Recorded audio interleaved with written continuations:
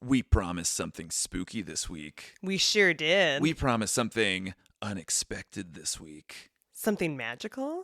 A lot of pixie dust. We are talking Disneyland. Halloween edition, because Halloween Is is cool. cool. That's a quote from the iconic Disney Channel original movie Halloween Town. Which is a mostly awful movie, but filmed in St. Helens, which is in Oregon. So quotable. We talk about us going to a now iconic Halloween party that's a special ticketed event in Disneyland. We talk about what our costume was and how it activated play and joy in everyone we interacted with. We talk about the cute decor. We talk about something that happened in 1994 that kind of spurred a lot of Halloweenness to be infiltrating into Disneyland. This is a good episode. This is a fun episode. Thank you for being here, and let's get spooky. Spooky. Not super spooky, just Disney spooky. Dun dun dun dun dun dun dun dun dun dun dun dun dun dun dun. We're not mean. 1, 2, 3, 4.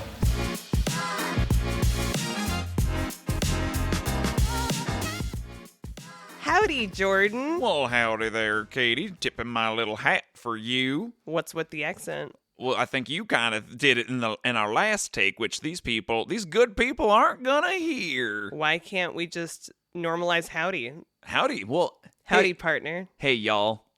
Hey, y'all, all y'all. Welcome to Exploragonians. Travel Misadventures podcast. I'm Katie. I'm Jordan.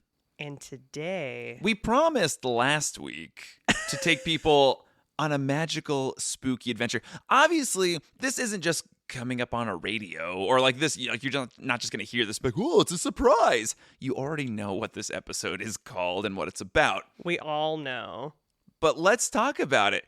Our really special reveal is today. We're talking about Halloween at the Disneyland Resort. Disneyland. Are we going full Disney adult? I think we've probably been there. No, but I don't think that we identify as a Disney adult because that's just, it seems like an unhealthy level. And if you identify as a Disney adult, that's fine. Because I do think it has like a lot of negative connotations. And I think we precede the idea of Disney adult because I think we have like a childlike spirit anyway, especially like the first time you and I went to the Disneyland Resort, trademark. Yeah. You know, I just think we have kind of like we're both kind of like Peter Pan, right? We're just little boys that aren't going to grow up. I'm a lost boy. Are you? What? Okay, Lost boy. Well, I was going with the Peter Pan theme. I'm going to put this mug down just a second. Yeah, here, there. I'll save that for later. My God, are you your dad? No, I'm Beetlejuice. But you know what? Michael Keaton is my dad, so... That's not Disney. Not yet. I mean, they're buying everything up. Well, that's true. So, I'm going to say you and I aren't necessarily stereotypical Disney adults. Are we adults who go to Disneyland? Yes. I don't think that we necessarily go to just blindly consume. However, we go to participate. Are we Disney adults in denial? Oh, that's like, is that Okay. the worst kind of Disney adult? Maybe. All right, let's just move forward. Whatever we are, we're that. We are not going and blogging and being like, oh my God, we got the new sweet treat. No, but we're going to podcast about it. That's right. So if you're ready for that. Then buckle up, put on your mouse ears, and let's take you down Main Street, USA. Wow, I did kind of get like, not butterflies, but I did Wow. kind of, I was like, yeah, put on your mouse ears, which we don't have.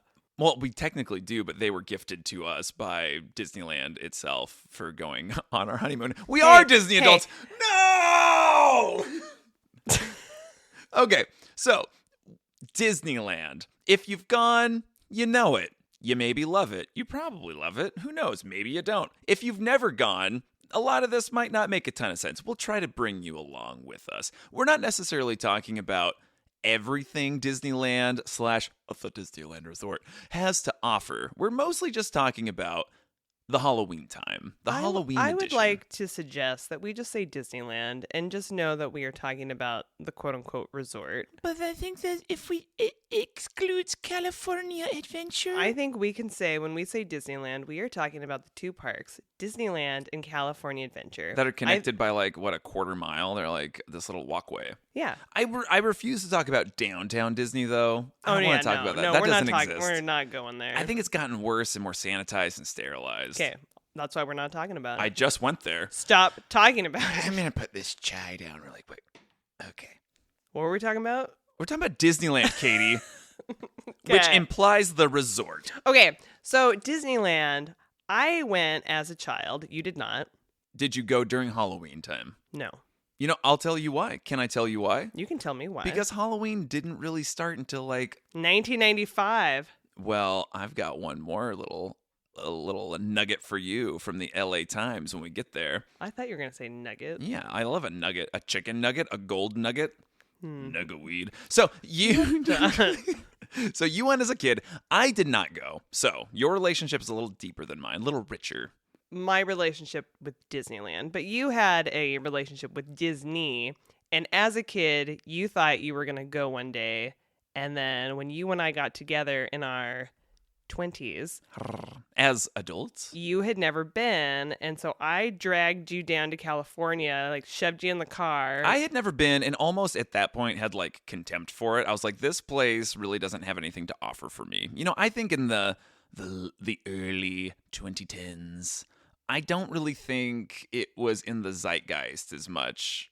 You know, I think it kind of faded. I think people were going. People who knew it were going pretty regularly, but it hadn't exploded so much because of this like when it wasn't on the gram and in Right. your face. the social media aspect of it, where it's like, you know, the picture wasn't for your memories, the picture was for clout and to brag. Mhm. And I think there was just such a colossal shift with that.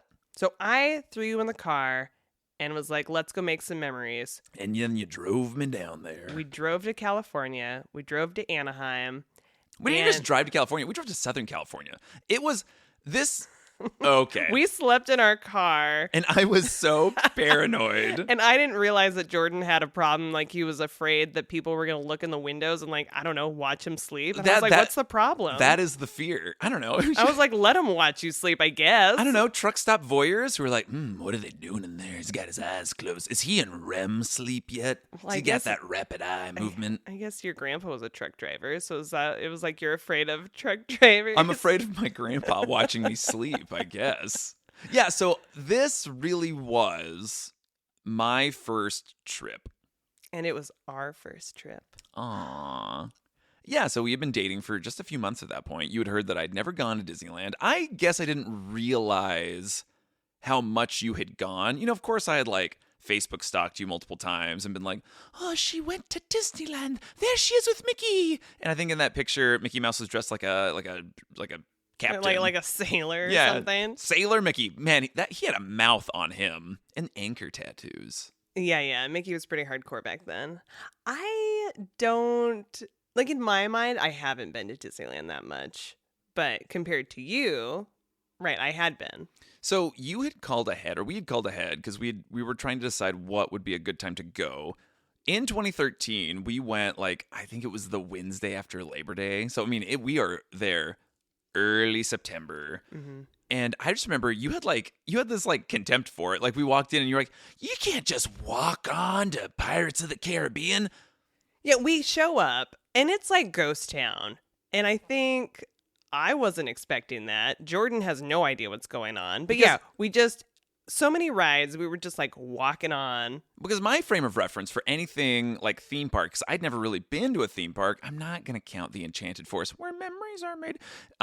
Oregon's premier theme park. It's just a different thing. Because my frame of reference for what a quote-unquote ride was for like attraction was like the Tillamook County Fair, which Right. as we know, the lines are terrible. Everyone's just kind of roughing it.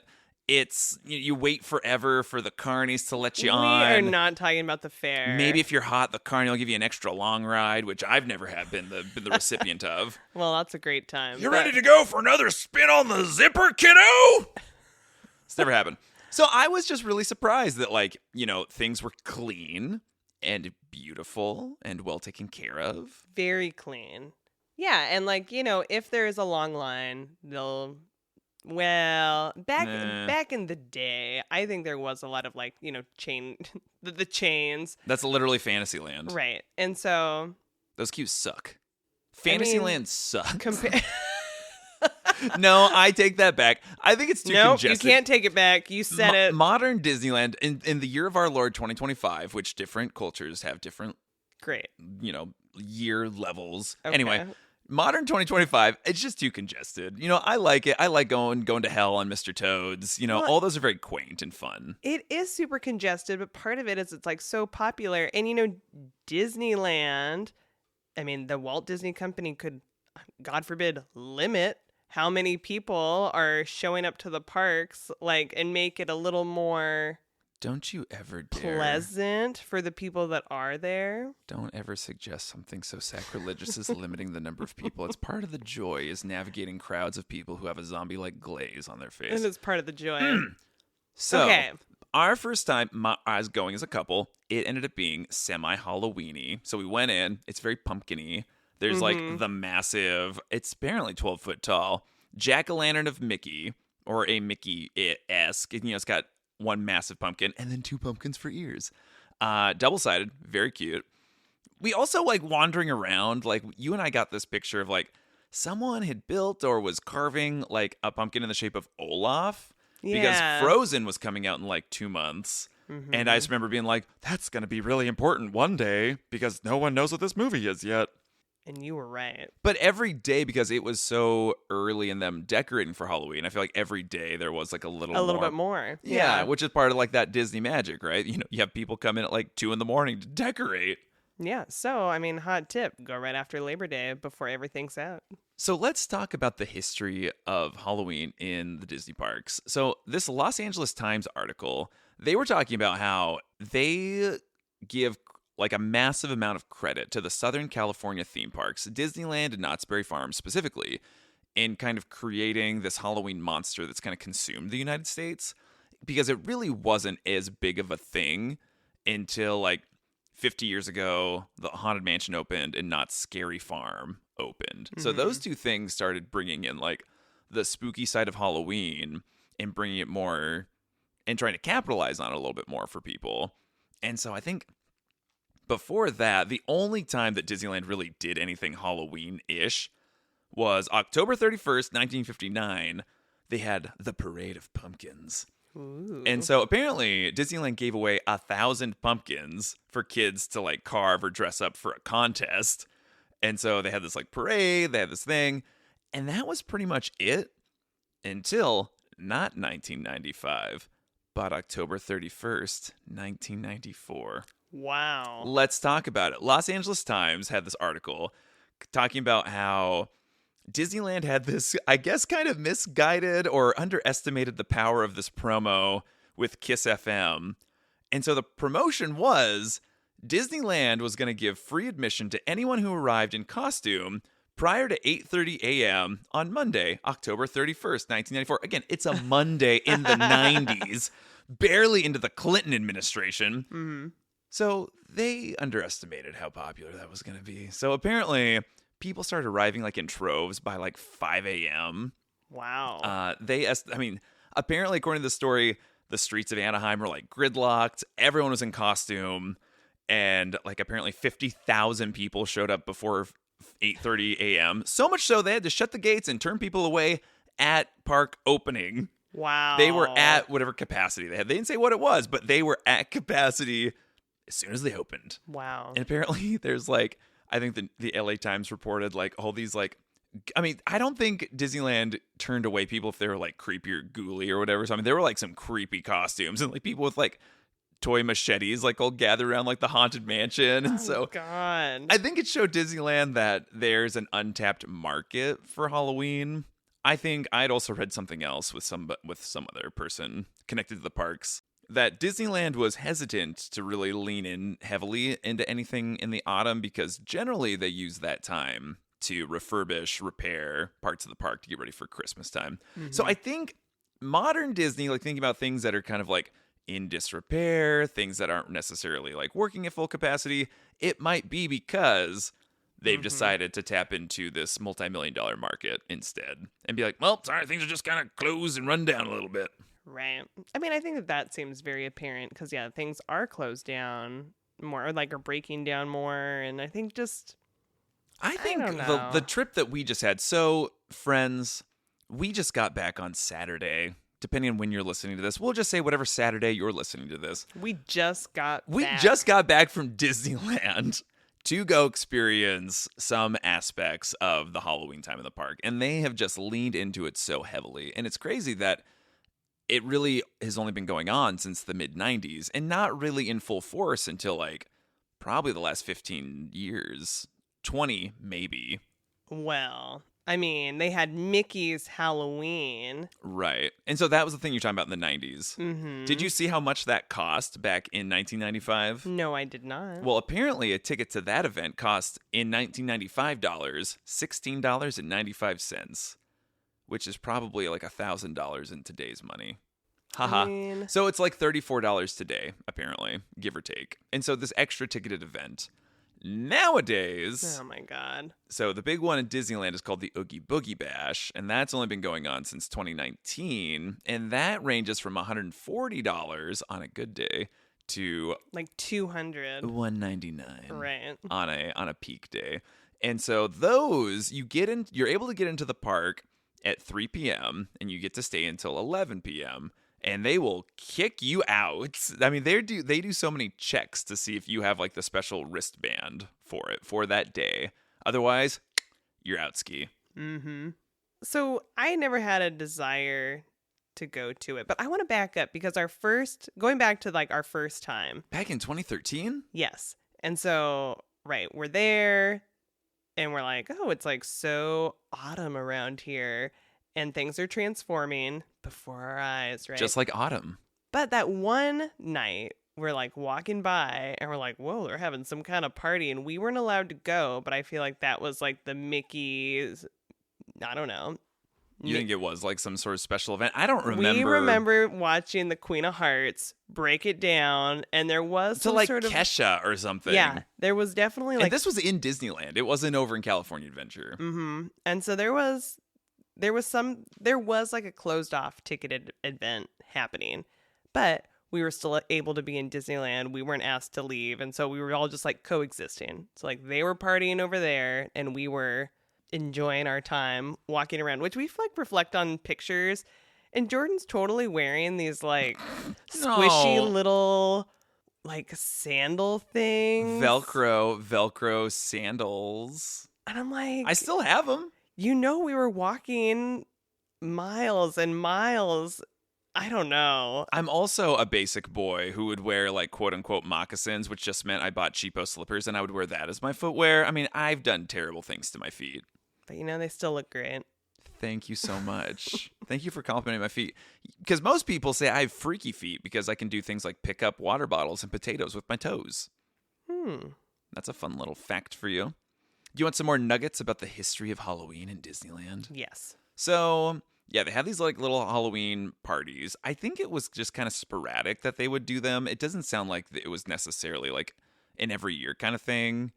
I think they tried to, and then it moved over to California Adventure, then it moved back to Disneyland. And I had read somewhere that like when it was in Disneyland, that there were times when like the Dapper Dans, that famous barbershop quartet of men, apparently they had like skeleton costumes on and they were like in the fog and like the river area by New Orleans, like singing. Oh, And that'd that be sounds fun. cool, right? So, do you remember a time when the Haunted Mansion didn't get the Nightmare Before Christmas overlay? Yeah. Okay. So, the Haunted Mansion, that overlay apparently started in 2001, which is way earlier than I thought. Yeah. I mean, well, like I said, I hadn't been to Disneyland during Halloween time. Ever. Right. Really? Correct. Before you and I. And then you and I just can't like stay away from it. It's like not on purpose. I don't know. We just like always end up in the Disneyland You know, area. sometime between like, September and late October, we end up in the parks. Yeah, every time we're like, I think we it's counted. I Halloween. think this is like the 5th time we've been in a Disney park around Halloween time. Mm-hmm. And we don't go like every year or anything. Start timing. I mean, Fall do is you, like when do we get you out. enjoy like the Halloween decorations and the vibe that they have? I will say that fall is like my favorite time of the year. Like I do enjoy the changing of the leaves, and I think the pumpkins, and I think that it's more, it's more like mood lighting. I think there's something that's, we all love a cozy feel, so I do enjoy it. This year I wasn't trying to go out of my way to experience it again, but The cozy feel? Oh, I see what you're saying. the The party we were with, correct. which means my mom and brother. They wanted to go for specifically to experience the Oogie Boogie Bash, and we had not experienced it yet, and so Mostly because I think I have contempt for the, quote unquote special ticketed events in Disneyland. Like, I always feel like it seems like a cash grab. well, because it is, right? So Oogie Boogie started in 2019, and then, as you may or may not know, during COVID-19, this pandemic that happened that I think a lot of people don't talk about, the world was closed down, including Disneyland, for like a year. And so we had gone to Disneyland, like, I don't know, several months after they had opened. And the parks looked rough. Like they had been shut down. There was like Paint was peeling, plants weren't very well taken care of. I mean, it was a rough vibe. And the cast members at this time, I think, were kind of like... And the cast members are people, they're employees that work at Disneyland or at a Disney park, and they call them cast members.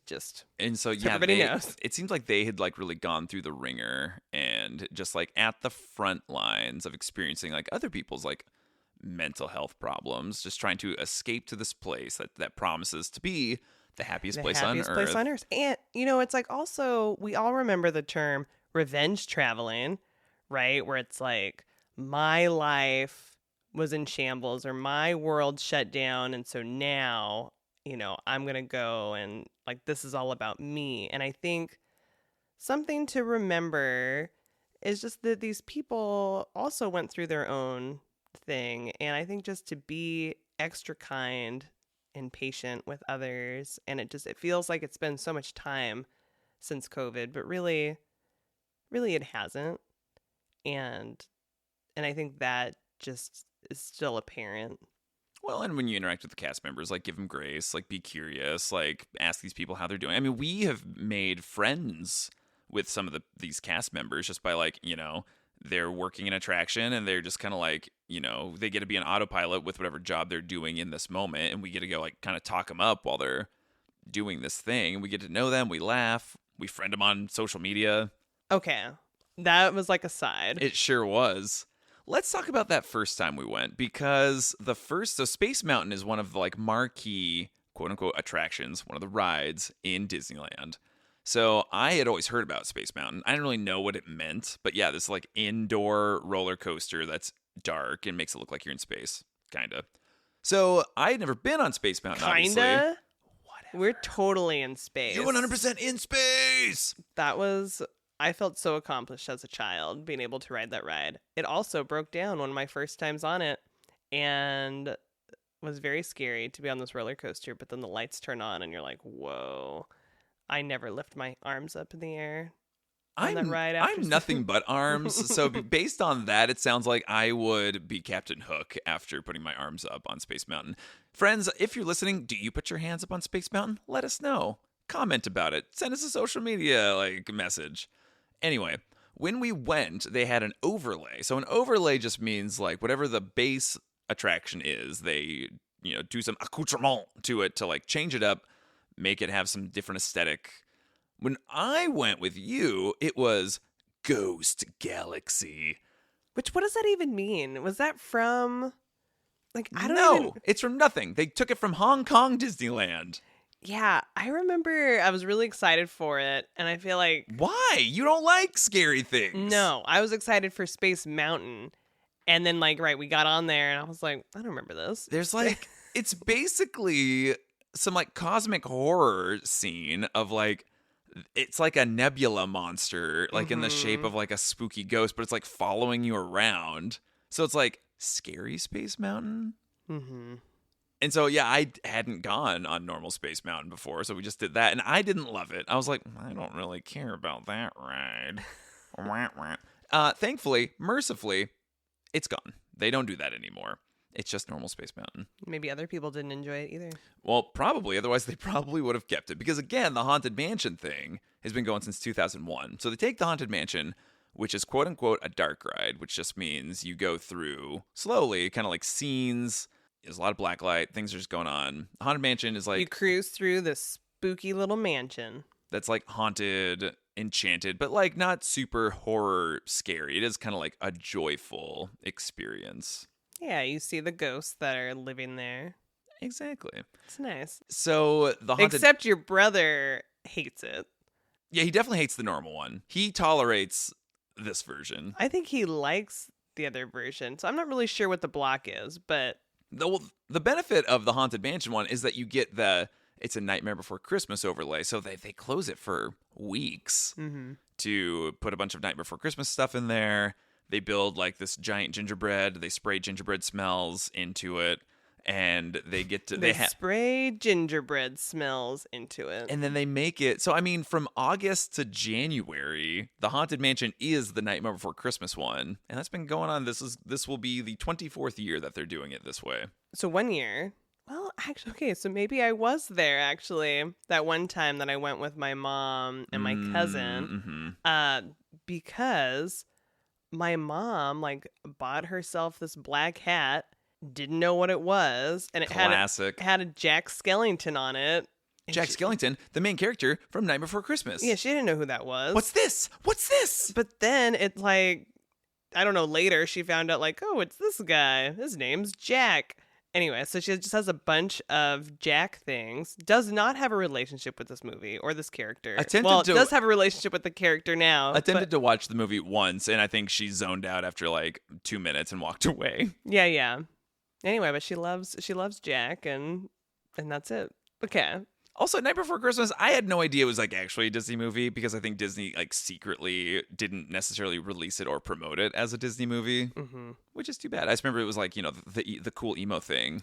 Yeah, I remember someone kind of emo in high school talking about it, and I was like, I don't know. And they were like, no, it's a Disney movie. And I was like, is it? I don't think so. It has the word nightmare in the name. But yeah, now we're so cool, so grown.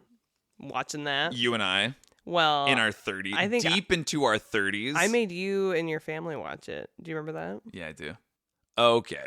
So let's talk about this trip that we literally just took to Disneyland, where it was all decked out, fully Halloween, because this year, Halloween is cool. Yeah, we all heard it. Okay. This year in Disneyland Resort, Halloween goes from August 22nd until October 31st.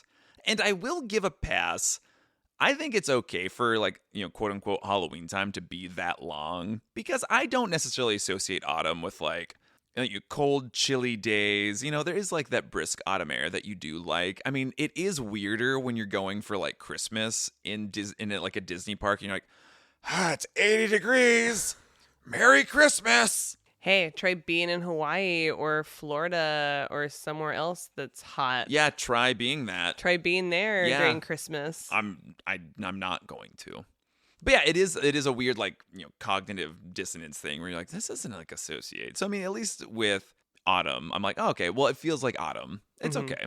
So we get there, but we are going specifically for this special ticketed event. So part of the trick is we intentionally did not get a day to the parks this day because it felt like double dipping. Like we would pay for admission to the parks and then pay again to have admission to the parks. Right. And so my mom and brother went. We did not. So we flew into Santa Ana Airport and we had time between then and 3 p.m. because you were let in at 3 p.m. And then between 3 and 6, they were kind of like, you could go and do things. And then at 6 p.m., the quote-unquote Oogie Boogie Bash started. Which, crazy that from 6, 7, 8, 9, 10, it's only like a 5-hour thing for a couple $100. Mm-hmm. But the idea is they do limit capacity. I think they sell tickets out. Tickets sell out within like hours. I think it was hours, but this year I was monitoring and they had tickets for a decent amount. I mean, Okay. eventually I think they do sell out. Because ultimately the promise of going to a special ticketed event is that, they limit capacity. Ideally, like a lot of the attractions have significantly reduced lower wait times, yeah. And, ideally they're kind of like, quote unquote walk on. Also, you're offered like a special parade. You're also offered, they call them treat trails. And oh my God. Oh God. If I had a sweet tooth, this would have been heaven on earth.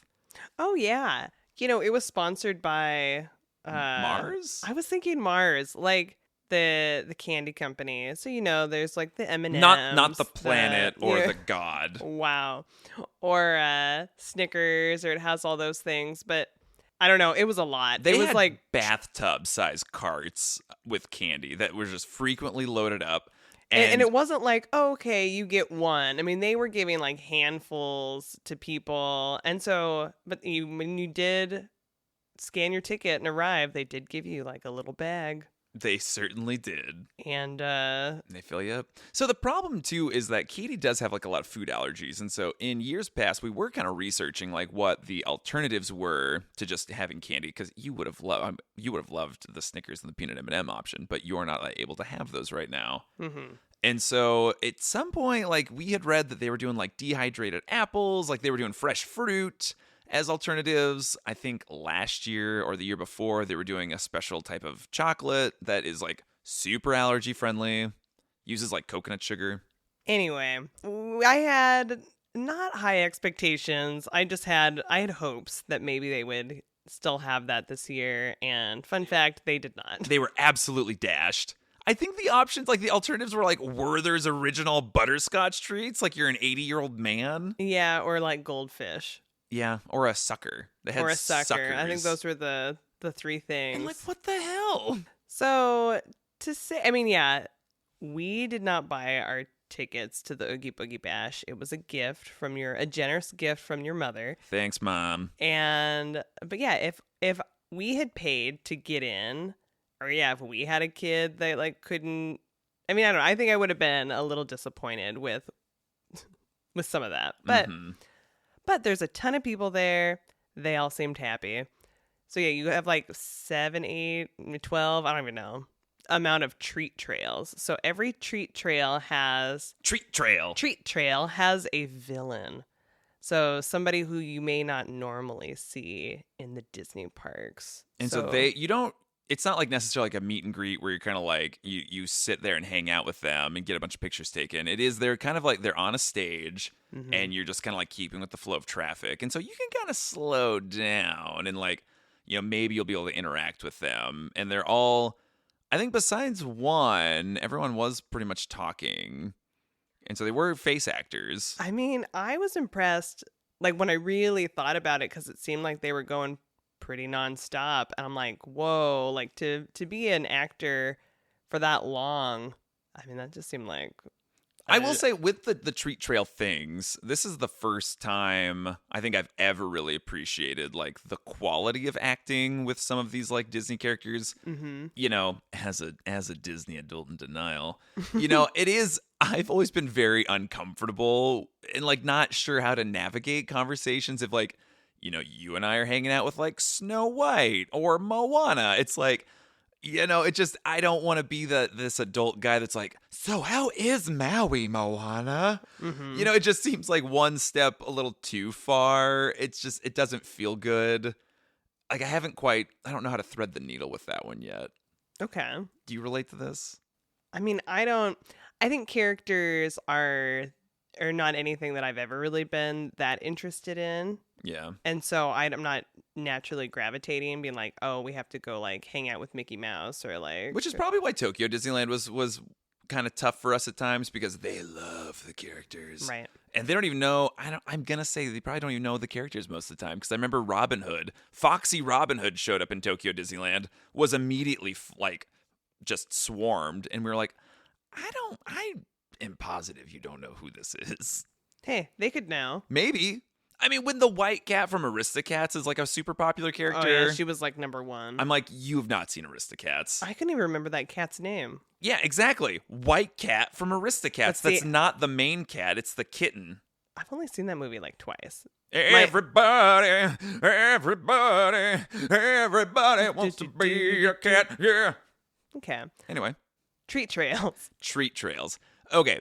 So I'm going to say, like, one of the reasons that the Halloween has gotten so popular in the Disney parks is because these special ticketed events, specifically, since we're talking about Disneyland, the Oogie Boogie Bash allows adults, Disney adults, or just normal adults, to dress in costume with pretty loose regulations. I mean, I think the regulations were no full masks, nothing that's like dragging on the ground, and nothing that's too scary. I think that was pretty much it. Yeah, it's pretty loose. And I think it's at the discretion of whoever is like letting you into the park. And so obviously, because we had been gifted these tickets to the Oogie Boogie Bash, because one of the big things is the ability to dress up in costume, I think we felt like we would be doing a disservice to not take advantage of that.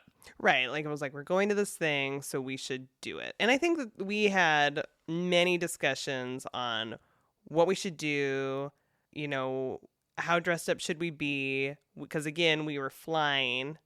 We were flying the day of the party. The day of the party, and we only had, a short amount of time to hopefully check into our room early to like. And thankfully we did. Like the hotel that we stayed at, that's like a 10-minute walk from the parks, like they did not do this the last time we stayed, but this time we were able to check in like 3 hours early.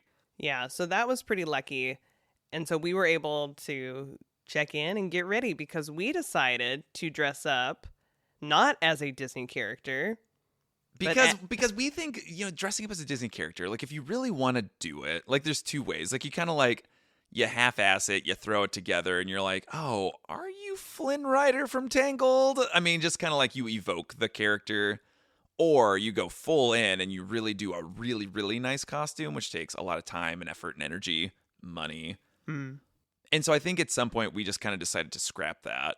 At one point we talked about Frodo and Galadriel because I would look really sexy with little elf ears and a long white dress. You would have been great. And you would have been a great Frodo. Yeah, I got it. So, we and I decided that we would dress up as mimes. Hilarious, because I would be able to reuse most of a costume that I did for a Paris Olympics party from 2024.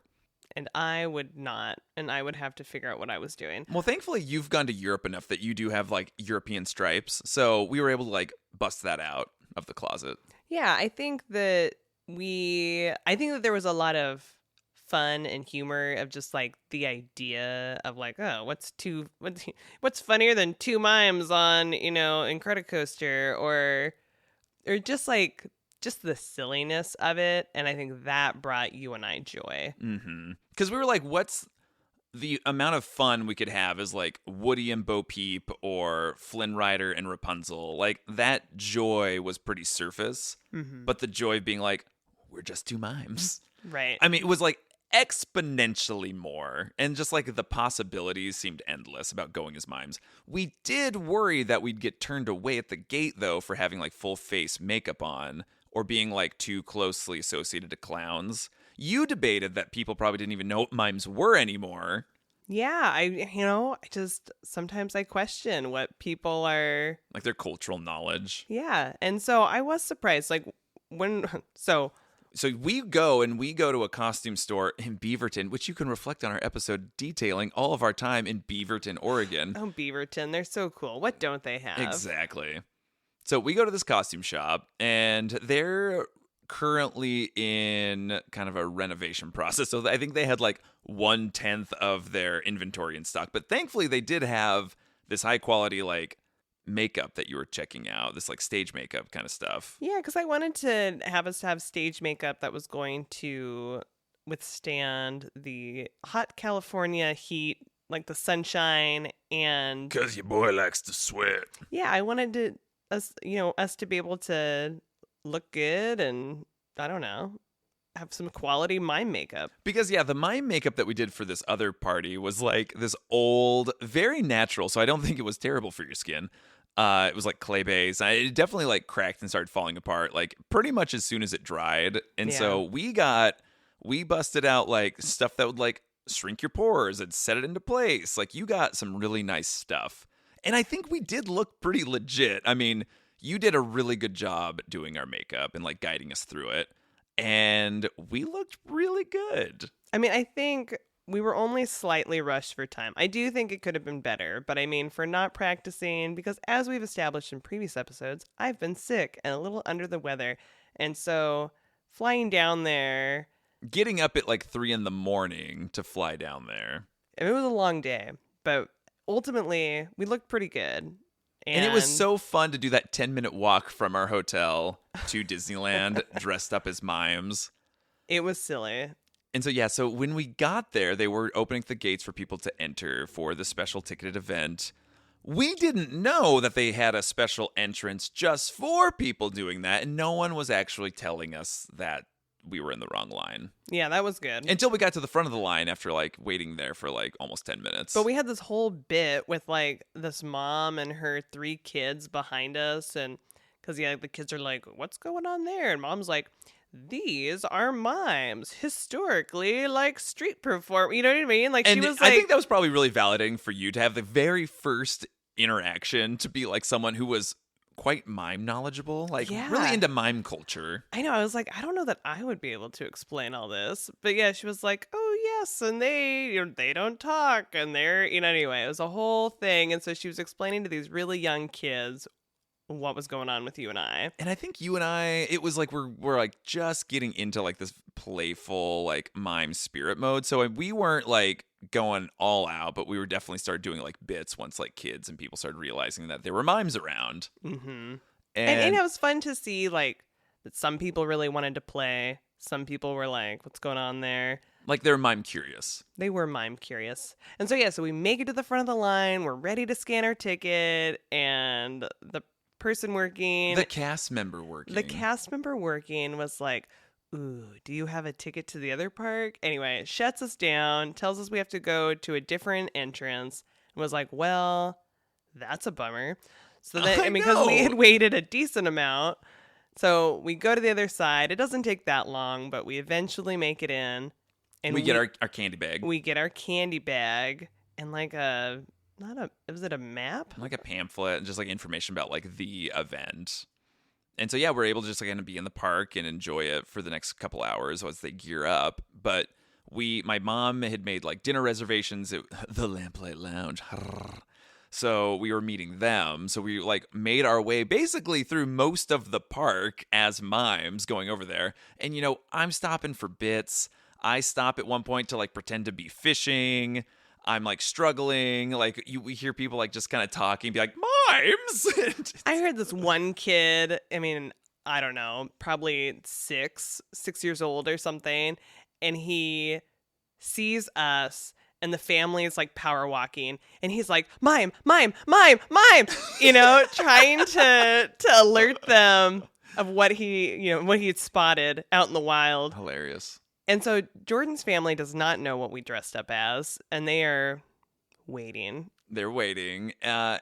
They see that we are mimes. Like, we see them. They don't necessarily see us, and we kind of just stand there and stare. They realize we're mimes. My mom immediately grabs her phone. I think they are equal parts horrified, mesmerized. I do think there is excitement for the fact that we're mimes. Mm-hmm.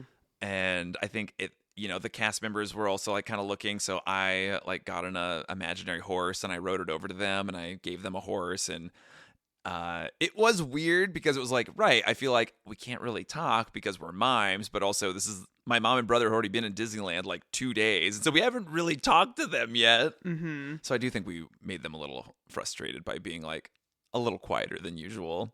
Yeah. So, I mean, it was definitely challenging to find the balance, but... And it was really hard to order food as a mime. But ultimately we got there and it was fun. And I'm going to say, like, as someone who does not wear makeup, because, again, my face, full white, you brought red lip stain.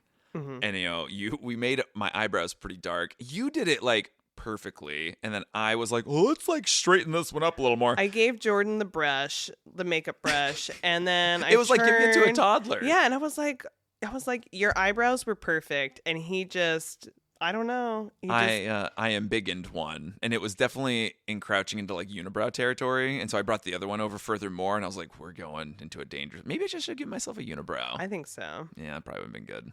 I do think I was actually Next mime. I feel like I was pretty hot as a mime. Like I was like, this is like the most attractive maybe I've ever been. Wow. As a mime. Okay, so I had a beret, which was a bold choice in the 80-degree Southern California heat. So I've got my beret. I've got my makeup on, my stripes. I've got red suspenders, which are terrible. They're the worst quality suspenders I've ever had, but they were cheap and they're bright red. And if they have any sort of tension on them at all, they'll fly off.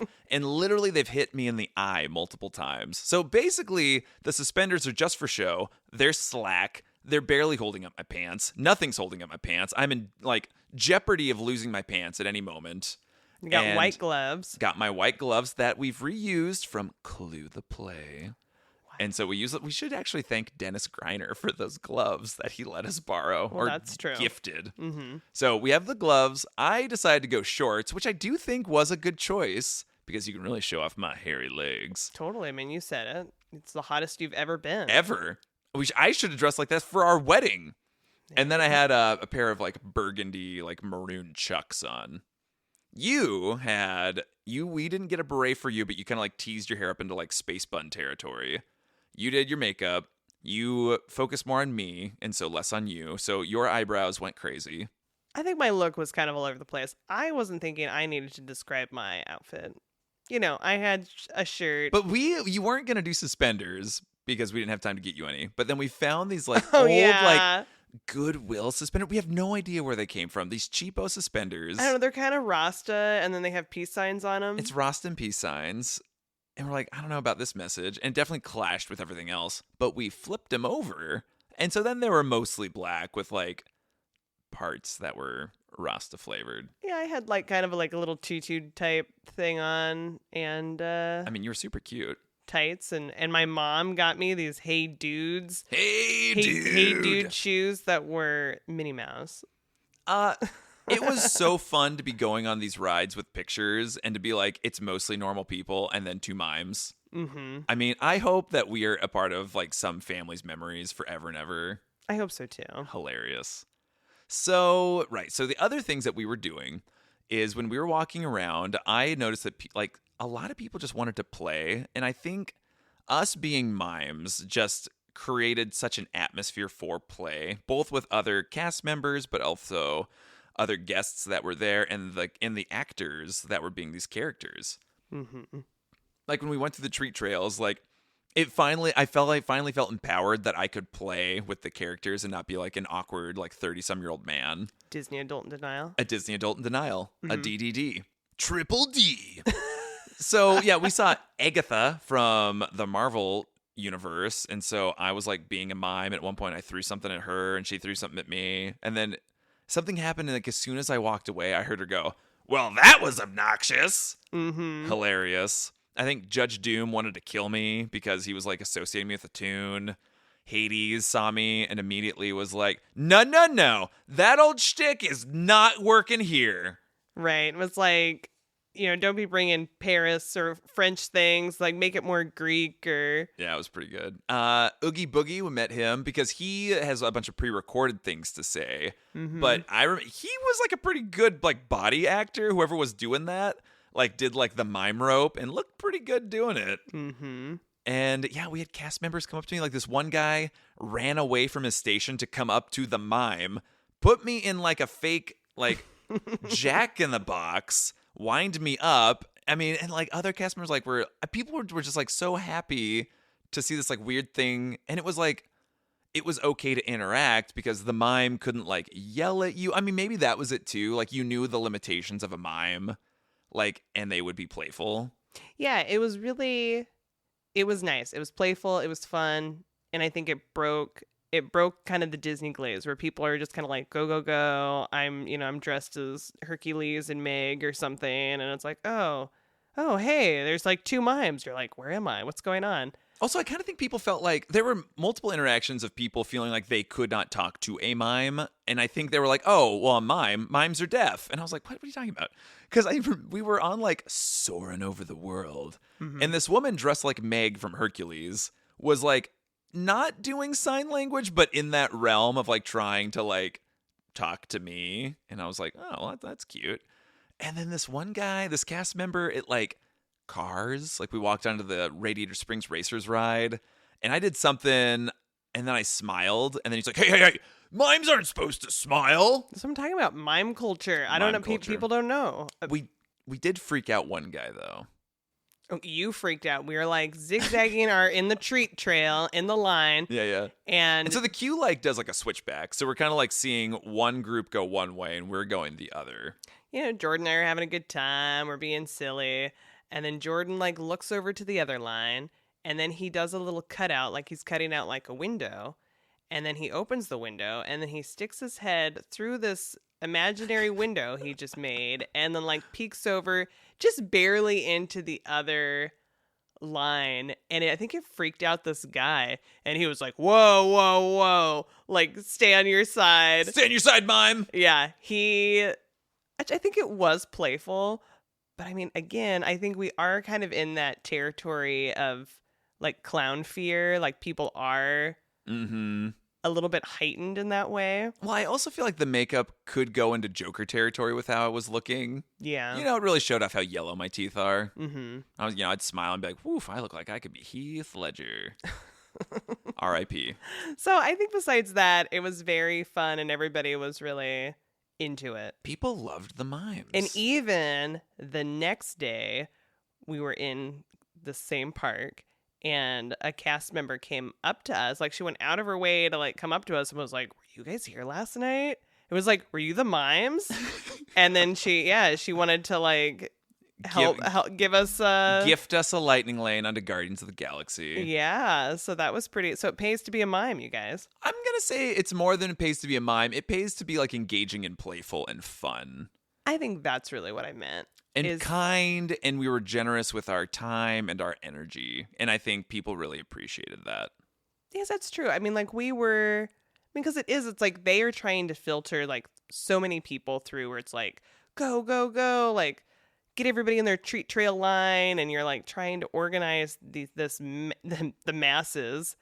And I think, people would do a double take when they saw us. And yeah, it did kind of like break the spell a little bit. And it could be like fun and playful and just like, oh, like a reprieve, I think. So, Josh Tomorrow and the rest of, the Disney company listening to this podcast. Oh, for sure. Bob Iger. Bob, I know you're listening. Bobby. So we are mimes for hire, or like any sort of like atmospheric entertainment, because I do think Katie and I would be pretty good just as like people to wander around the parks, like ambassadors to like be silly and goofy and just, like at one point we saw Alice from Alice in Wonderland, like it looked like a blind date with a dude, like just right, like in on the teacups. I mean, Caden was like, "Oh, they probably know each other," and I was like, "No. These people do not know each other." She's like, they're doing like first date kind of stuff. Yeah, I was like, this is intimate. Yeah, God, Alice, I hope he got her phone number. Alice was riding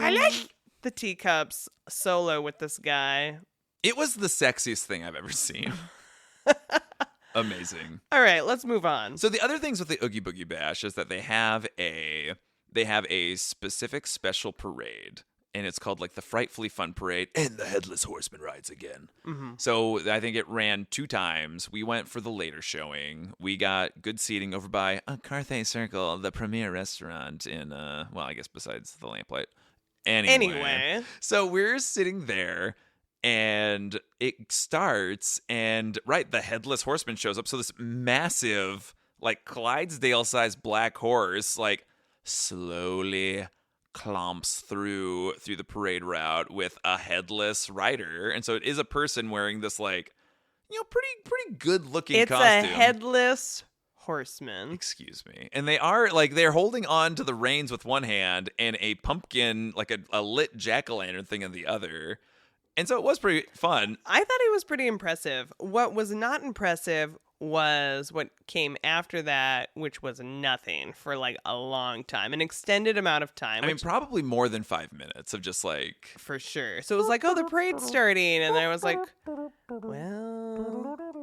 But yeah, because that happened, and then there still was like a little after part of like Headless Horseman like singers, and then there's nothing. And then the parade like actually kind of started. There's a part of me that wishes the horse was actually like galloping or running. I think that would have been really like crazy to see, but then I don't think seeing a galloping horse in Disneyland would have put people at ease. Probably No, would I don't think freak so. people out. But yeah, I mean, it was super cool. And then the parade started. I think you and I are iffy on the Halloween song that plays, because it's like, it's Halloween, it's Halloween, it's Halloween. but isn't it hard to just come up with like a catchy Halloween song? Halloween, Oween. It was upbeat. Yeah.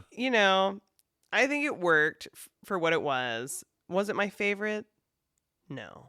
But What was my favorite, though, was that we were like in the front row of the parade. We were sitting down, and the cast members and everyone dancing in the parade saw that there were mimes sitting down, and a decent amount of them like stared at us or interacted with us or did something. And that was very funny. And I think, because we just watched like a clip of like the parade from a couple years ago, same parade. But I think the costumes were better, the energy was better, the choreography was a little sharper with what we saw. yeah. And so I'm like really happy with what we saw with that parade. Yeah, I think the performers did a pretty nice job. I think there was some fun choreography, and yeah, it was fun. I'm really happy we got to experience it. And there was like, a ballroom scene that was like, thriller-esque with like, you thought it was like with Haunted Mansion music. So it was like to my ear, and I think I probably just know Haunted Mansion more than you because you've been at Disneyland so many times during the Nightmare Before Christmas, which is different music. So it was like a mix of that song Jordan just sang, mixed with like a little bit of Haunted Mansion, and they were and like the choreography was kind of thriller-esque. Anyway. Love that. There were like these gravediggers too. They had some cool choreography, and they were like sliding their shovels on the asphalt. Yeah, it was hard on the ears with like the getting the sparks, but I'm like, yeah, I mean, it was a cool. They had a life-size version of like the mayor of Halloween Town, like his car going through. We got to see the new Jack Skellington like face animatronic thing. That was like really impressive. Well, we got to see that, and then one of the other marquee events with the Oogie Boogie Bash is Villains Grove. Oh, okay. And so it's like the Redwood Creek Trail on like in part of like the no man's land of California Adventure, which is one of my favorite places. Like it's like shady, there are big trees. Yeah, I think it's a nice area. It's a nice vibe. I didn't know what we were doing. I thought that there was villains in the Villains Grove. I thought that too initially. What do you think we experienced in the Villains Grove? I liked the ambiance of the space. They decorated it with these like big like candelabra things. They had like really impressive lights and music. There were moments of like, watching. It was like evocative of the villains. We got to see like they had a bunch of fake roses and they turned red. Mm-hmm. We got to see like this like thunderstorm lightning thing play out in another grove that I think was supposed to be the evil queen.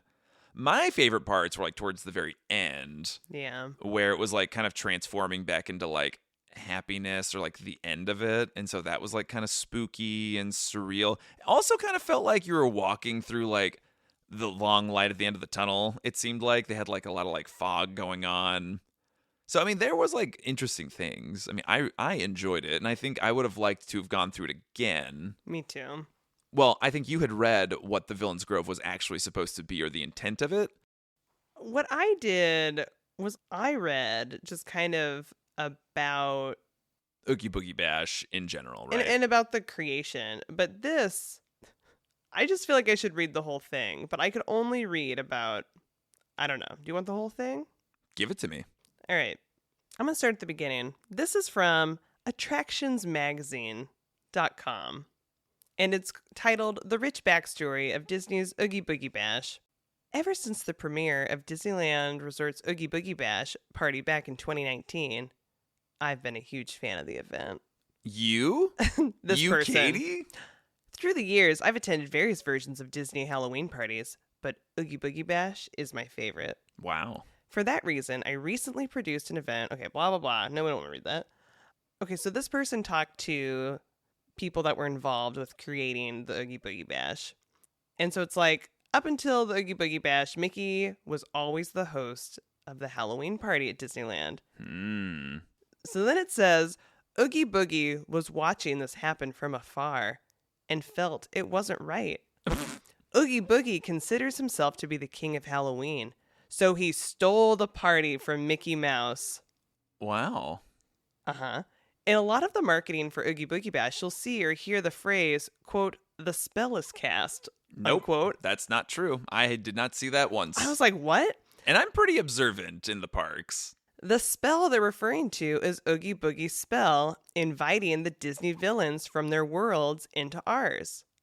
In the process, Oogie Boogie literally ripped chunks of their worlds into ours, Okay. and is evident by the different trick-or-treat trail displays. A lot of them are designed to look like they're bursting through the ground. Are they? Edges of the platforms are broken, and other signs of destruction can be seen, Are they? as a bit of damage was done during the spell and journey. Are they? Maybe they were. Okay. I don't know. Okay, we'll have to reflect on some pictures. So then it says, a lot of the trick-or-treat trail villains can also be seen with a throne. That is because Oogie Boogie has divided Disney California Adventure into different realms where each villain can rule over their sections. Although pieces of their worlds came through the ground, the villains themselves came into our world in a different way. That is where the story of the absolutely stunning Villains Grove comes into play. Okay. Okay, so apparently the villains came through a portal at the Wow. back of Redwood Creek. Unfortunately, this portal is not something that guests can see as part of the Villains Grove experience. I personally hope it is added in future years as the villains walked through Redwood Creek, their presence twisted the forest. As we walk through Villains Grove, we can hear echoes of voices reciting villains' famous phrases. Right. These whispers are actually coming from the caretakers of the forest, known as wisps. The wisps Can you say wisp one more time? Wisps heard the villains uttering these phrases while traveling through, and now echo their sentiments throughout the forest.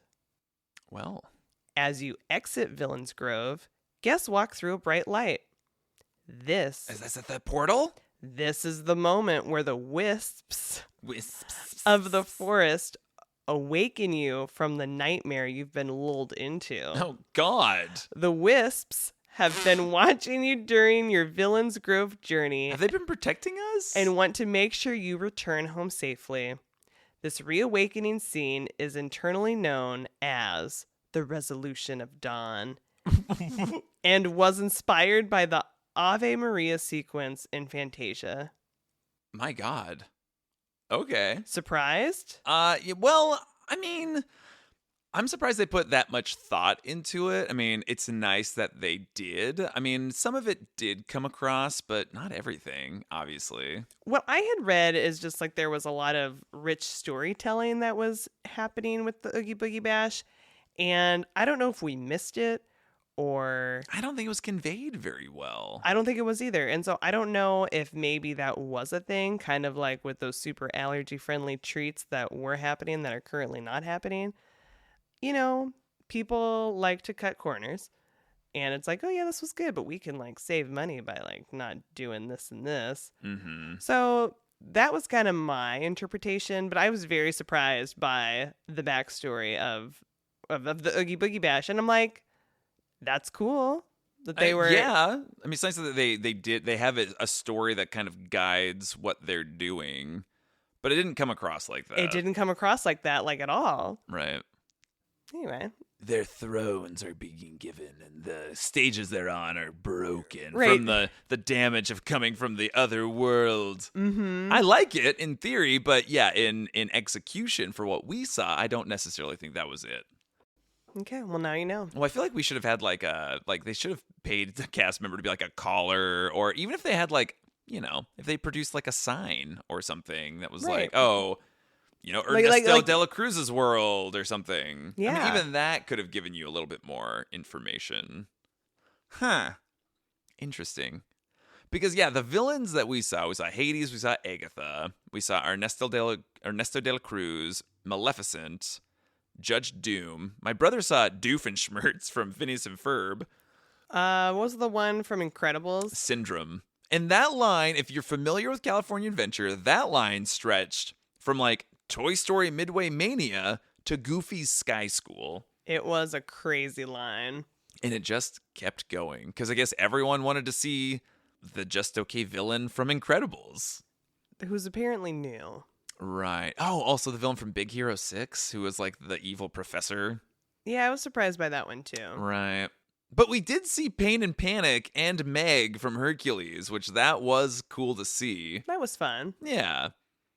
Okay. So being ripped from the worlds. Anyway, I do think, speaking of like the actors and how I was impressed by them, the guy playing Ernesto de la Cruz was really good. Mm-hmm. I mean, just like the face makeup they did on him, the prosthetic jaw. I mean, he was a good singer if that was actually him singing. Yeah, so his deal was he was singing pretty regularly. Because apparently I had read about that was like part of his shtick was like they had a whole backstory. Okay, well let me just tell you. Each of the villains on the trails have their own backstory. Okay. In the case of this year's popular edition, which this is a couple years old, of Ernesto de la Cruz, he is cursed to sing his song every minute of every hour of every day for the rest of eternity. Oh, God. In the set design at this location, you can see the roses are dying, the marble statues are cracking, What? and the facade is falling apart all around him as so much time has passed. Did not get that. So, But the detail, I mean, the thought that goes into it's nice. yeah, I think I was just really surprised reading things like that. But yeah, back to just the actor who was making that happen. I feel like he was engaging, he was quick. Yeah, he was talking and interacting with the crowd, but also singing, and that was good. It was nice. I was really impressed with how witty and quick on their feet those actors were. I mean, they all seemed like they were trained in improv and just really sharp. Mm-hmm. And I mean, the guy who played Hades, he was a good actor and good with improv. Could not get Hades' voice down. Yeah, no, the voice was off. It was not James Woods. It was just like, he sounded like he was a guy from Jersey. He was just kind of like talking like this. I was like, I don't think that's how Hades talks at all. That's all right. Uh-huh. Maleficent was also really good. Just kind of droll, kind of talking. Blah, blah, blah. She did not acknowledge the mimes. No, she was not she interested. did not. She did not, and that's okay. That was kind of a bummer. She was interacting with a woman who was in a wheelchair and who was deaf. Aww. Yeah, she had someone who was interpreting. Oh, I didn't see that. Mhm. That's cool. So, it was good. She was ignoring us. Yeah. I will say there was one thing with Ernesto de la Cruz that we found out after the event ended. So 11 o'clock sharp, ride shut down, shop shut down. You got to go. We realized there was this huge bottleneck leaving the park. We're like, why is there such a line to leave? Oh, There's like a million yeah. exits. Come to find out, it was just more opportunities to get candy. There's another treat trail. I think there was like 3, 4, maybe 5 stations, and you just walk through and they would just load up your bag every time through the bathtub. And so maybe that was also like, oh, if you decided that you were just here to do the attractions and you didn't do any of the treat trails. Well, that's true. Another, just making sure that people don't leave empty-handed. That was nice. So we did not leave empty-handed. We had our bag full and we gave it to our hotel staff. We took a couple things. I took a couple like fig. You took a couple. I things. took a couple fig Newtons home for the flight, but we left, and so between the two parks, do they call it like the Esplanade? Anyway, that like area between Disneyland and California Adventure. So they have a big like cool, aesthetically pleasing glass-looking castle to celebrate the 70th anniversary. So I wanted to go get a picture with you and I up there as mimes. We attempt to take a picture, but then Belle and Beast show up, like two people who clearly went to Oogie Boogie Bash and had really cool costumes. Yeah, they looked pretty legit. He wasn't Beast. He was kind of like, if you were thinking in Animorphs terms, he was half Beast, half Prince Adam. Yeah. He had like this gnarly big beard. Anyway, their costumes were really good. They don't talk. They just pantomime back at us, just talking to mimes. They keep like pointing to like a ring finger. And I was thinking that like they had just gotten engaged or like something had happened. And so we were like, we were miming excitement. And then I think we broke the spell and we decided to start talking, which I think they were probably disappointed that the mimes were talking to them. I know. I couldn't keep it together. But that's okay. So apparently, according to Beast and Belle, they were going to go get married at the courthouse tomorrow, but they decided to have Ernesto de la Cruz like officiate an unofficial like treat trail wedding. And so I guess he married them, kind of. Yeah. And so they were like just beaming. They were like, that's more important than the thing we're going to do tomorrow. Yeah. So we're married now. And Ernesto de la Cruz married us. Yeah, they loved it. They were so happy. And then like this little girl came up. She wanted a picture with them, but they shut her down.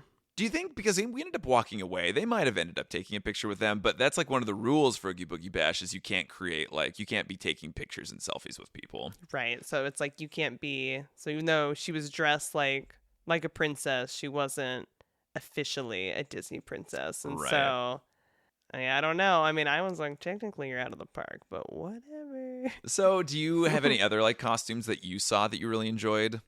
Well, there was a really funny mime. Oh. That was a good one. There was so many like Kronks and Yzma, like a lot of Emperor's New Groove. I think there's just representation this push because it's the 25th anniversary of that movie, and so I think Disney's like, oh guys, remember this? Yeah, I was not expecting that at all, and so I love that movie, and so that was a very fun. Like it was silly also to see. I think like obscure. I mean, we had to have seen like at least 5 or 6 like Emperor's New Groove, Kronk and Yzma. Like there was so at much. Least. Saw a lot of Woodies. We saw 2 different people in like this like tandem Slinky Dog costume. Oh yeah, they were fumbling around. That was fun. Yeah. My favorites they might have been together. Like someone was Nebula from Guardians of the Galaxy, and she looked really good. Mm-hmm. And then someone was Madame Leota from Haunted Mansion. Oh yeah, that was good. The disembodied head in a crystal ball. And so her head was in a crystal ball, and like on her shoulders was like a red velvet like table. And she was really fun. But yeah, I think other than that, we did just see, and it made me really happy that we actually went and did our own costume and not repeating them. We also saw 2 girls that were dressed from the Lizzie McGuire movie. Oh my God. So one was dressed as Lizzie McGuire and the other one was dressed as like Isabella.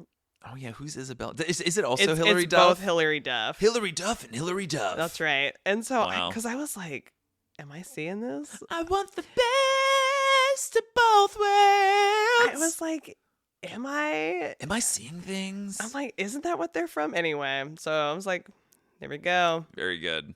Yeah, we saw I saw a family dressed as like, the DuckTales crew, like, and they were kind of creepy looking. Oh. Like someone was like Scrooge McDuck and a few others. Do you regret not dressing up as something that was specifically Disney oriented? Absolutely not. Not a one iota of my body or soul wishes that we had dressed as something like specifically Disney. I think it gave us just more opportunity to make it our own and to make it fun. And it just makes me think that Disney does need more like interactive, atmospheric people around. Yeah. Yeah, because I think it's just fun. And you did interact with like a blue genie He was pretty. I did run up and I pretended to get a lamp and I tried to I pantomimed some wishes and I wished for, I don't know, like a sandwich and something else. And then I tried to do jetpack and no one got it. And then I think I just walked away in shame without a jetpack.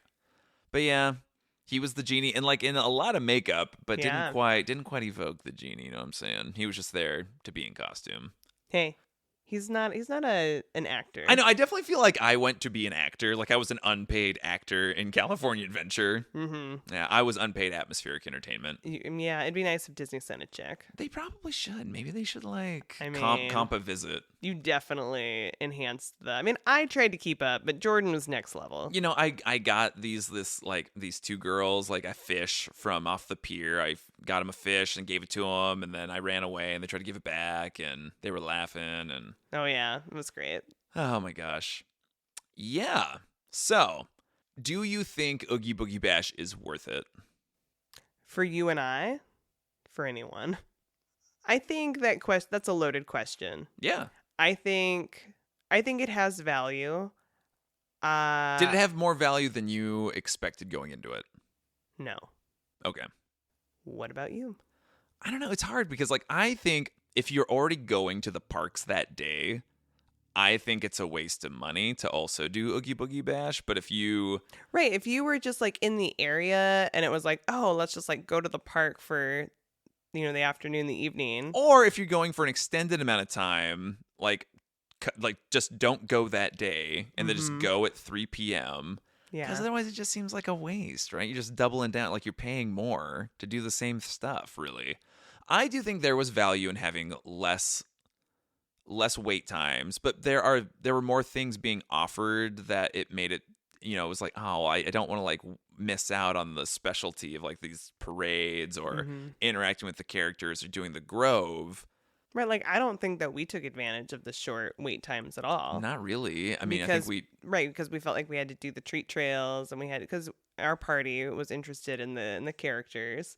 And we had to take advantage of that, and then the parade, you have to get a spot, but the parade was worth it. It was, and the treat trails, I'm kind of a mixed bag on whether that was worth it. I don't think it was worth waiting in line. I don't think it was worth getting the candy. That wasn't anything that we needed.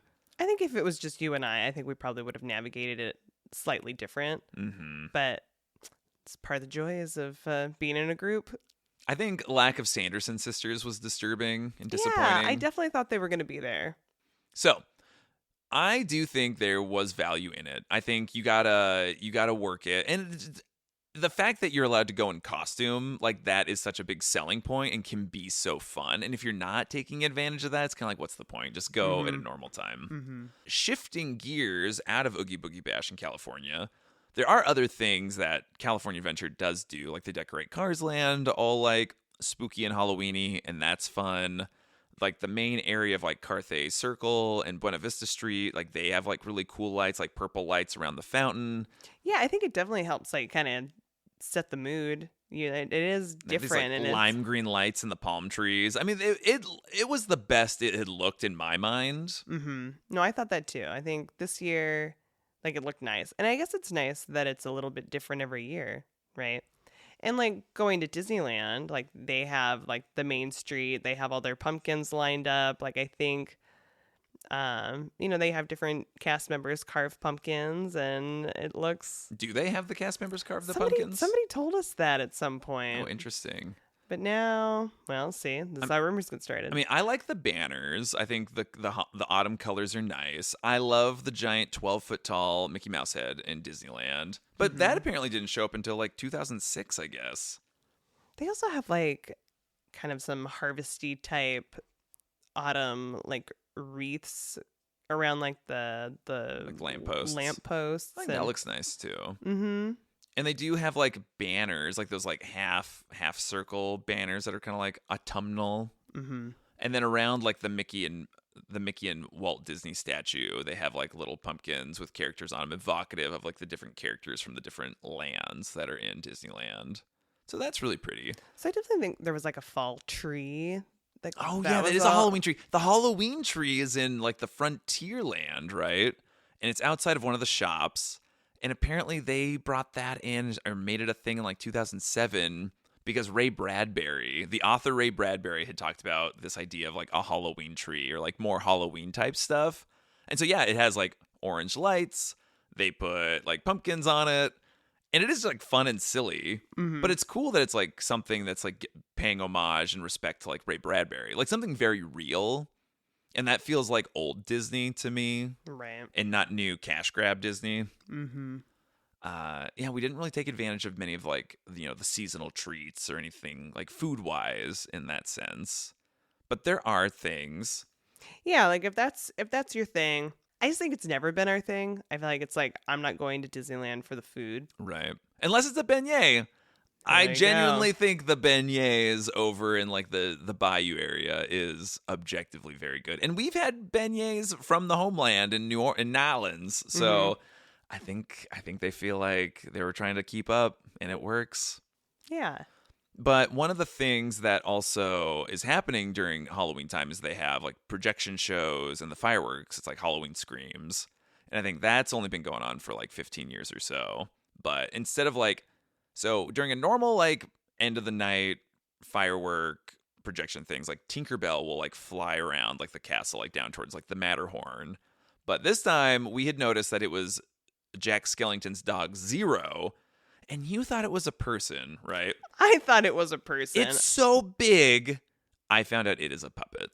You think a person was like strapped in, like going Superman style around the castle? I'm like, why'd they make it so big and gaudy? It's well, so you can see it. I don't know. Why is Tinkerbell like a human size? That's feel, not cool. Well, that's fair. It's so big. But so they'll. What did you think about the Halloween fireworks and projection show this time? You know, I enjoyed it more than I thought. I mean, we were usually when we watch fireworks, we're like closer to the castle. I feel like this time we were like on Main Street, we were back.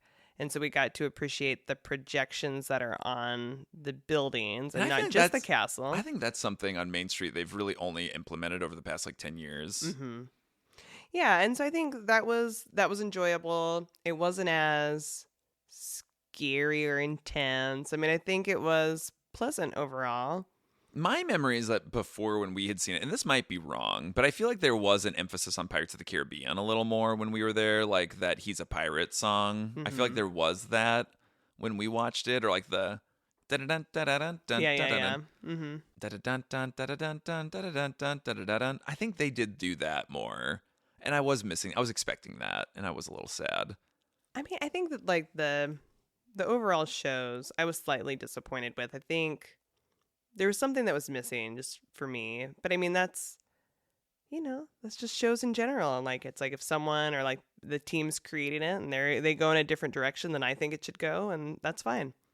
To be a Disney adult in denial. It's fine. Someone's got to be.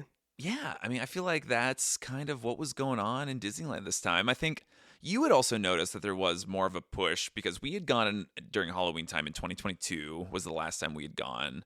And you thought maybe it was a little spookier that time. And you thought they were maybe emphasizing more of like the cutesier side of Halloween on this trip. Yeah, no, I think it was definitely more intense before. Like this time it was very like there was like cutesy like ghost things and it was definitely cuter. I was going to say something about not necessarily Halloween, but something that they were offering was like a tribute to Walt Disney and even like the Sherman Brothers. Right. And I thought that was that wasn't right, like you said, like it wasn't Halloween specific. It's for like the 70th anniversary of Disneyland. And I think those things were nice. Yeah. Well, do you want to go to Halloween at Disneyland in the future? No. Oh, really? You think you kind of want to avoid it from now on?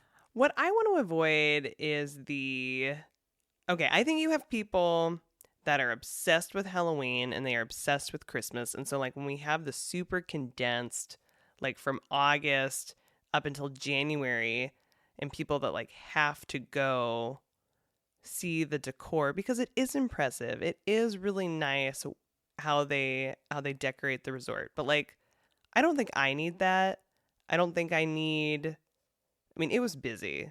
There was a lot of people, and maybe that's just how all the Disney parks are going to be from here on out because of like what you talked about with social media. And I mean, I don't know. It seems so much busier now than what I ever remember. And I think we've also talked about maybe this is like a post-COVID thing that like it was like really busy when they opened and then it's just never really slowed down. Mm-hmm. You know, and so it's like, does that make, is it just kind of rough for everyone? It's rough for the cast members. It's rough for other people that are spending all this money and some people that are doing like a once in a lifetime trip. And it's just like, whoa, right. congested. And if you don't know how to navigate those things, that becomes a very difficult trip to have. Right. Because, I mean, you kind of have to have like a college course on how to do Disneyland properly because they're not really going to hold your hand. And you're like, if you don't know to like that any cast member can help you out and there's like areas for you to go to get assistance. Right. And you don't know. There's a lot of things. And I wish that we didn't know as much as we do, but I mean, obviously it helps. We do know a little too much. I think one of my favorite memories of this Halloween trip was the mime situation. I loved that. We met shout out to cast member Sunny at Haunted Mansion, who gave us sheets of paper that decried us as being Halloween in town ambassadors for the day, signed by Jack Skellington himself. Yeah. So that was really sweet. Those were good memories. There's a whole episode of me and like Kylo Ren that happened in the Star Wars area. We're not going to talk about it now because it wasn't really Halloween because they don't celebrate Halloween in a galaxy far, far away. How about you? What were some of your top memories? Well, that thing that you just mentioned that isn't Halloween. I mean, again, I just really enjoy the atmosphere of like kind of the decor, the music, the lights. There is just something about being there that does feel nice. And I think, again, when it's so overly crowded, it does take away from that. Right, because you can't stand and just appreciate things. It's like go, go, go. You're gonna get run into. I mean, it's just like there's not that breathing room. I mean, I saw something in LA Times that said that I think comparing it was like maybe 2023's numbers, they saw that it was busiest during the Halloween season during the entire year. Right. And so, right, like I think this was the most I appreciated the decor and the atmosphere and the ambiance that they had created the most. But I think part of that was just like, yeah, I think we're in a pretty good space right now. And so that's helpful. But yeah, just like the crush of people just really sucked the joy out of a lot of things. I will say one of my other favorite areas is like being outside the Haunted Mansion. I love all the candles and the pumpkins and like how that space is really like oddly calming. I think it's like kind of spooky, but like really spooky music playing. But yeah, it's I agree. Yeah, it's just great. If you have the opportunity to experience, I just think it's and I really think we nice. didn't get an opportunity to go over in that area as much as we'd wanted to, especially at night. Yeah. So that is a regret. We got to experience Tiana's Bayou Adventure and get destroyed by the waves. It'll have to be a story for next time. Someone told us it was called Tiana's Tidal Wave. We got so wet we had to go buy new clothes and change them in the nurse's office. It was wild. Wet and wild. Do you want to go back at Halloween time? I would. I think attempting to navigate it a little better. Trying to avoid crowds. But yeah, I like it. I enjoy it. Sounds like we need to go like August 1st or whenever they... It's the 22nd. So, Katie, thank you for going to Disneyland with me during Halloween time. And thank you for your willingness and helping to navigate how to dress up and going and bringing some joy as being mimes in Disneyland. Being mimes in California Adventure on Halloween time, like, was not on my bingo card, but I'm so happy that we did it. I am too. I think it was a fun, silly memory, and I think it really worked for us, and I think it hopefully brought joy to others, but it definitely brought joy to us. So that's it for us in like our Halloween edition of Disneyland. Friends, if you have holiday memories of Disneyland, like shoot them out to us. You can tell us a story. You can tell us your shenanigans. Write it out, record a voice message, send it to exploregoningspodcast@gmail.com. Find us at exploregonings.podcast on Instagram.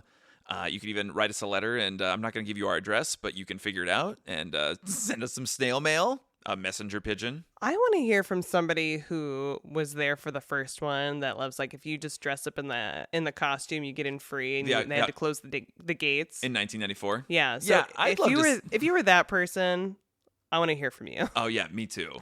My God. So, friends, thank you so much for sticking around on this adventure as we go to Disneyland, and we're excited to talk to you next week. Katie, where should we go? We should go to someplace that's kind of war-torn, kind of just like crumbling infrastructure, totally overtaken by psychopaths. It's basically like a hole in the map. Yeah, kind of quirky. Kind of quirky, kind of weird. I'm going to go to Portland. War-torn Portland. Portland, Oregon. Oh, that Oregon. That Portland. No, that not Oregon. That Portland. Yeah, let's go to Portland. Let's finally breach it. I don't know. I'm excited to see what we're gonna unearth with our little Portland chats here. Buckle the buckle. Buckle the buckle and grab a pint. I don't know. Put on a baseball cap. And wear your red suspenders that fly off and poke you in the eye. No. We'll see you next week. See you then. And I'm saying bye in mime. Okay, here we go. Bye in mime.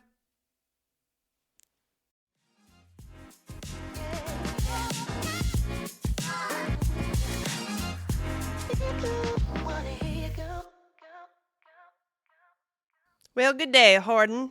Well, hey there, Katie. What you doing over there? Get off that horse. That's my horse.